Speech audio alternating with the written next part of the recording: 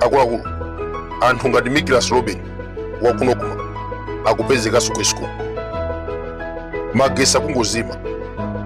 Minister of Energy mukuchitapo chani pa nkhani imeneyi? Action speaks louder than word. Osamangopita pa media ndikumati yayi magesi tikonza, anthu akuvutika kunjapo. Magesi akungozima chifukwa cha sabotage ya anyamata a Congress Party. Mmene achitira sabotage kunokuma akuchitanso chimodzimodzi ku Eskom. Takhala tikunena pano kuti anthu amenewa osasekerera. We need government of the people. Sili kufuna kuti wina azizimisa magesi mwadadala. Andula magetsi uthenga wanu umene ku Eskom kuli anyamata ang'ono achoseni before it's too late. Inu chipani cha MCP is the devil. Zaka 31 anaba nkhuku ndi mazira. Tinapa samwai 2020 anaba 36 million liters ya mafuta galimoto. Before 2025 election, president wao anatuza kuti anthu akunokuma omwe apanga zinthu zosokoneza mafuta awo niwadziwa.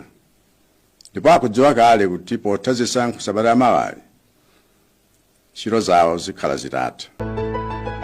Lero gawo mwewa asola 800 million mwadadala. Chifukwa mukachita cheki Miklas Robin komanso Thokozani Sesani amene anatumiza ndalamazi ku akaunti yabodza ndi a Congress Party. Chakwera anawadandawatisa na vote ndikuopseza kuti awachotsa ntchito. Leronso asola 800 million. Tithokoze Ministry of Homeland Security, apolisi pomanga anthu amenewo atumizeni ku remand.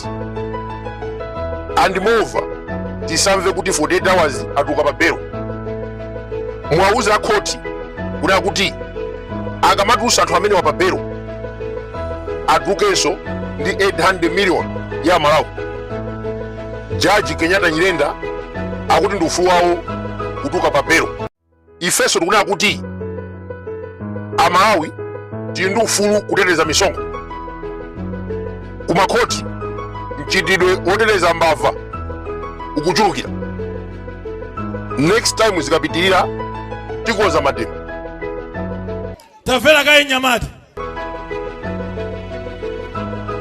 Koposa tithokoze kwambiri Secretary to the President and Cabinet Justice Said akuyesera kuchotsa nyasi zimene asiya Chakwera kwa majaji ena akwamusokoneza injunction, stay order and even bail. Tonse tikudziwa umbava wakunokuma unamba ndi Chakwera. You cannot talk about corruption in Malawi without MCP.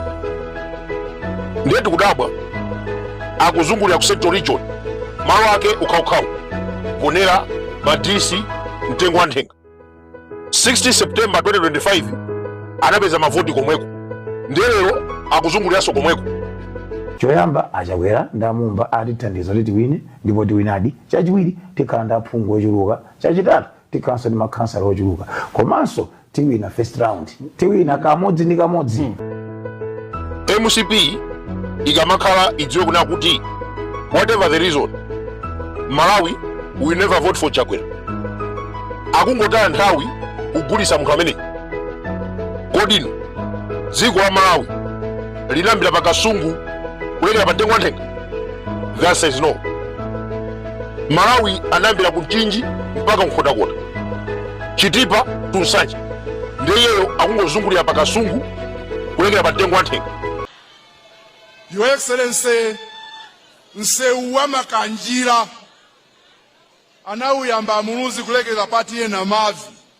Inu mwanena kuti mulima ndipo posonyeza kuti zichitika ndinu mtsogoleri woyamba kutenga mfumu ya chiyawu ya Chisilamu kupita nayo ku Saudi Arabia kukasayinira Nseuwa ku Makanjira. Anasokoneza dziko zaka 5. Ndiye wakubwera ndikumena kuti yayi Lazaro anauka kwa kufa. Anauka maku. Akuluakulu, history is the best teacher.